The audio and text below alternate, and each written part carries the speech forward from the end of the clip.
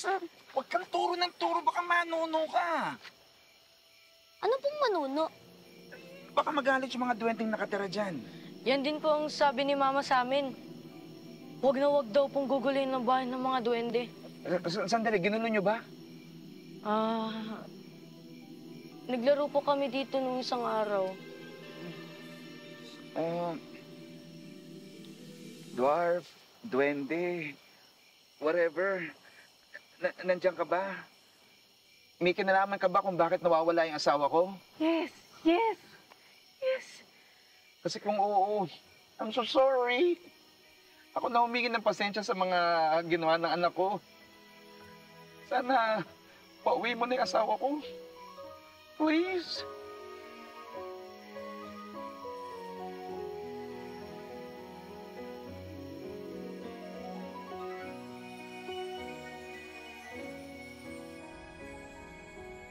Hal, tignan mo naman kawawa naman siya Miss na miss niya yung asawa niya.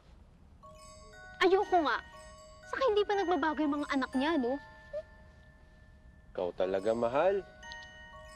Nakita ka na nga kanina, buti nga hindi ka pa nila nahuli. Mabilis kaya akong tumakbo. Ganito, oh.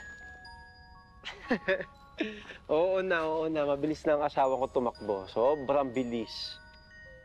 Pero, Ting-Ting, mahal, hanggang kailan mo ba balak gawing invisible yang si Bel? Tingnan mo, hindi ka ba naawa sa asawa niya? Si Belle ang kawawa kapag binalik ko siya kaagad. Aalilain lang siya ng mga anak niya, no? Duwende, para sa'yo to. Para saan po ba yan, Dada? Anak, ayaw kasi sa matatanda. Alay ito sa mga duwende para hindi sila nagagalit. Paano po ba natin malalaman kung hindi na po sila galit? Well, as far as I know, hindi ko rin alam eh. Pero wala namang masama kung gagawin natin, di ba? Pareho po kayo ng sinabi ni Mama. Sabi ko na sa'yo. Sana umuwi ng mama nyo, no? Sana nga po. Mali ka na. Pasok na tayo. Ang galing nyo. Okay yung ginawa nyo, ha? Ting-Ting, nag-iwan sila ng alay sa'yo, oh. Tignan mo, bilis. May alay, mahal. Tignan natin, halika. Ikaw talaga? Dennis? Kung ikaw man ang kumuha kay Mama, bad ka! Anak, wag ka! Dennis! Muntik na naman yung bahay natin! Humanda kayo sa akin! Naku, mahal. Naku. Pasaway talaga yung mga anak mo! Lagot sila sa akin! Ting-Ting, sandali lang. Sandali lang. Gagawin mo? Uy! Ting-Ting!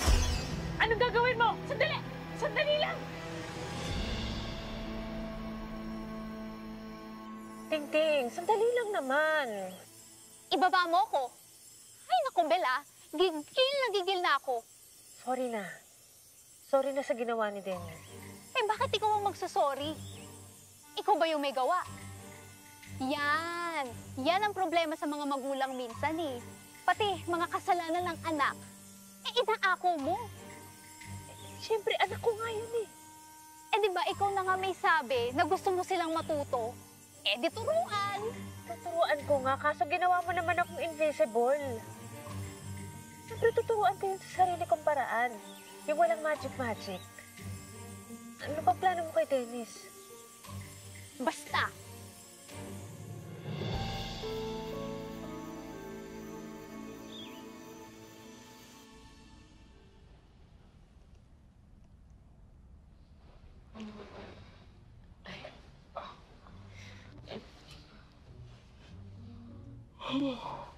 Good morning, anak.